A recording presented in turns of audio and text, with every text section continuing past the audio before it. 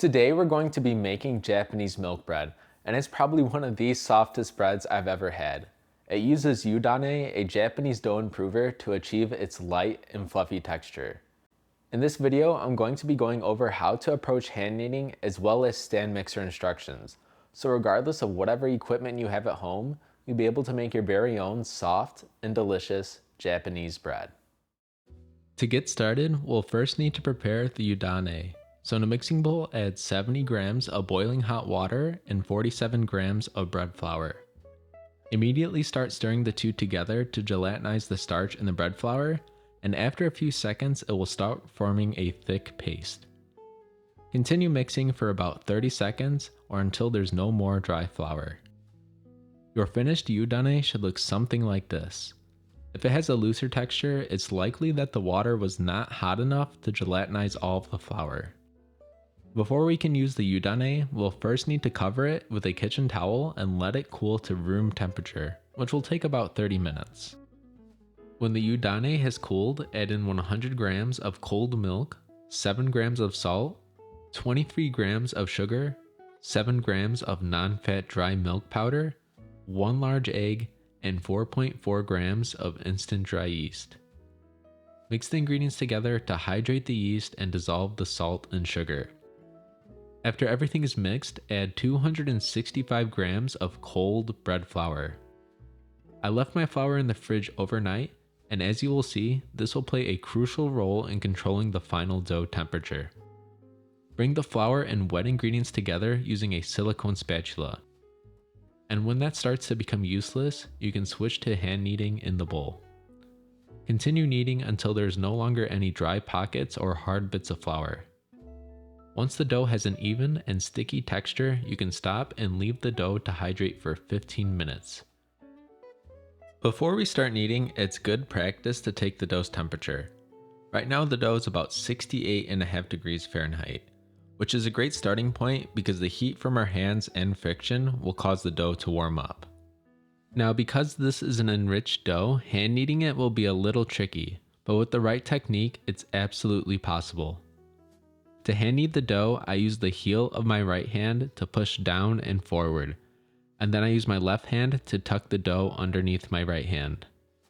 I rotate the dough clockwise as I knead, so I'm always working a different section. I'm going to warn you now that the dough is going to be sticky, but that doesn't mean you need to add more flour. The sugars and fats in the dough inhibit gluten formation, which is what makes the dough sticky. So don't add more flour unless you want your bread to be dense and dry. As you knead the dough and develop the gluten, the dough will become less sticky. Every now and then, you'll want to stop kneading to scrape down the buildup of dough on your hands and work surface. Whatever dough that doesn't come off with scraping can be removed by rubbing your hands together. By cleaning your hands and work surface, the dough will feel less sticky and be easier to knead. Now for a while, it might seem like you're getting nowhere, but trust me, it will get easier. And after about 7 minutes of hand kneading, the dough should be strong enough that you can pull on it without it tearing. If it tears easily, keep kneading, but if you feel some dough strength, then it's time to add the butter. Spread the dough out as wide as you can, and then apply 30 grams of softened and unsalted butter evenly on top of it.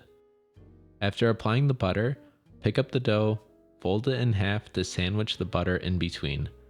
Then use your hands to squeeze the butter into the dough. The dough will start breaking down because of the addition of fat, but just continue squeezing the dough until it all comes together again. Once the dough has returned to one piece, we will again have to work on the dough's gluten development. The dough is now a little too sticky for the regular kneading method that we were using before, so now we're going to switch to the slap and fold technique. To do this, pick up the dough, slap one end on the counter, and then fling the dough forward, causing the other end to fold underneath itself. Pick the dough up from the newly formed smooth ends, rotate it 90 degrees, and continue doing the slap and folds until the dough has a smooth surface. Once the dough isn't so sticky, or about 6 minutes of slap and folds, you can return to using the regular kneading method. You'll notice how the butter made the dough much softer and easier to knead. After 5 to 7 minutes of regular kneading, let the dough rest for 1 minute. Then check its gluten development by doing the window pane test. You should be able to stretch a small section of the dough thin enough that light can pass through without it tearing. If you're using a stand mixer, prepare the Yudanae, let it cool, add the other ingredients to the mixing bowl the same as before. We're also going to be using chilled flour here too. Equip the mixer with the dough hook attachment, then run it on low for 2 minutes just to combine the ingredients. The dough should have an even and sticky texture after mixing. Turn off the mixer and let the flour hydrate for 15 minutes.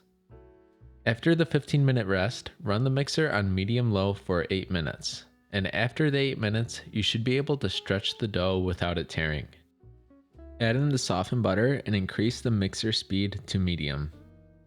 If the butter gets stuck to the side of the bowl, you can stop the mixer to scrape the butter and reapply it to the dough. First, the dough will start sliding around in the bowl, then it will become very sticky, but eventually after running the mixer for 7 minutes, the dough should stop sticking to the bowl. When this happens, stop the mixer to scrape down the ring of dough that has formed, and run the mixer on medium-low for about 30 seconds so that it can form one piece of dough. Whether you hand kneaded or use the stand mixer, the next step is to place the fully kneaded dough onto a clean work surface, and then with your hand at a slight angle, use the friction created by the counter to tighten the dough until it has a smooth surface. But be careful not to build up too much tension because the dough surface will eventually tear. Place your round and smooth dough ball into an ungreased container, and before bulk fermenting, take its temperature. In my case, both hand kneading and using a stand mixer resulted in the same final dough temperature of 79 degrees Fahrenheit. After taking the dough's temperature, cover it and bulk ferment at room temperature for 1 hour. If your dough is a little warmer, ferment it for less time, and if your dough is cooler, ferment it for more time. After bulk fermenting, it's time to perform what is known as a fold. Place the dough onto a clean work surface, smooth side facing down, and then gently press the dough out to flatten it. Then go around the outside, folding the dough towards the center until you reach the point where you started. Then flip it smooth side back up and use the counter to round it off into a tight ball. Place the dough back in the bowl, cover it, and let it continue fermenting for another hour. This time it should really start puffing up and be about double in size. After the second rise, remove the dough from the bowl, place it on the counter and divide it into 2, 3, or 4 equally sized pieces, depending on how you want your final loaf to look. If you go with 2 pieces, they should weigh around 280 grams each after accounting for some waste. Place the divided sections on the work surface with the smooth side facing down and any smaller pieces on top. Then flatten the dough out to remove any air bubbles. To pre-shape the dough, go around the outside, folding the dough towards the center until you've reached the point where you started. Then flip it over, smooth side back up, and lightly tighten it against the counter. You want to be careful not to tighten the dough too much because it will make it difficult to stretch during final shaping. When finished tightening, pinch the seam closed at the bottom as well as any pockets of air. Then cover the dough and leave it to rest for 30 minutes. After the dough has relaxed, it's time for final shaping. Place the dough onto a clean work surface with the smooth side facing down. Then press the dough out into a large oval. You want to try and use your entire finger and not just your fingertips when pressing it out. And in my experience, it helps if you press out the bottom half just a little bit more than the top half. After pressing the dough out into an oval, fold 1/3 of the dough towards the center and repeat the same thing with the other side. Lightly press down on the folded dough, pressing a little firmer towards the lower section. Now it's time to roll the dough up. You want to tuck in each portion as you roll it up, but try not to be too aggressive with tucking it in because it will tear the dough surface. When you get towards the second half, it helps to lightly flatten the next section just before it's rolled up. When finished rolling, pinch the seam closed and then check the sides of the roll. The center tends to stick out, which can cause the loaf to disform when baking. So if any of the centers are sticking out, you can try to push it back into the roll so the sides can have an almost level surface. Place the rolls into a 1¼ pound or 9x5 loaf pan with the seam side facing down. If the coating on your nonstick pan has seen better days like this one, then you'll want to line it with parchment paper first. After arranging the dough, cover it and leave it to final proof for 1½ to 2 hours.